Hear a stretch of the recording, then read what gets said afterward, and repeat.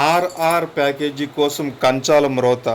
అనకాపల్లి జిల్లా నక్కపల్లి మండలంలో Vizag Chennai industrial corridor కోసం సేకరించిన భూముల్లో ఇల్లులు కోల్పోతున్న నిర్వాసితులకు ఆర్ఆర్ ప్యాకేజీ 25 లక్షలు ఇవ్వాలని డిమాండ్ చేస్తూ బుధవారం రాత్రి కంచాలు మ్రోగిస్తూ నిర్వాసితులు వినూత్న రీతిలో నిరసన తెలియజేశారు.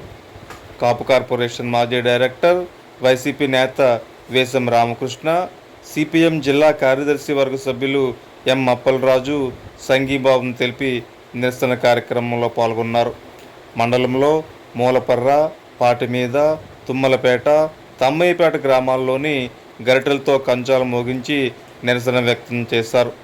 ఇల్లులు కోల్పోతున్న కుటుంబాల్లో 18 సంవత్సరాలు నిండిన వారందరికీ, వివాహమైన మహిళలు కూడా ఆర్ఆర్ ప్యాకేజీ వర్తింపు చేయాలని డిమాండ్ చేశారు. అంతేకాకుండా వెంటనే స్కిల్ డెవలప్మెంట్ సెంటర్ ఏర్పాటు చేసి ట్రైనింగ్ ఇచ్చి ఏర్పాటు చేయబోయే పరిశ్రమలో ఉద్యోగ ఉపాధి అవకాశాలు కల్పించాలని, ప్రస్తుతం జరుగుతున్న పనుల్లో స్థానికులకు ఉపాధి కల్పించాలని, ప్రతి ఒక్కరికి 6 కార్డులు ఇవ్వాలన్నారు. ఆగస్టు 6వ తేదీన బల్క్ డ్రగ్స్ ఏర్పాటు కోసం తలపెట్టిన ప్రజాభిప్రాయ సేకరణ రద్దు చేయాలని డిమాండ్ చేశారు.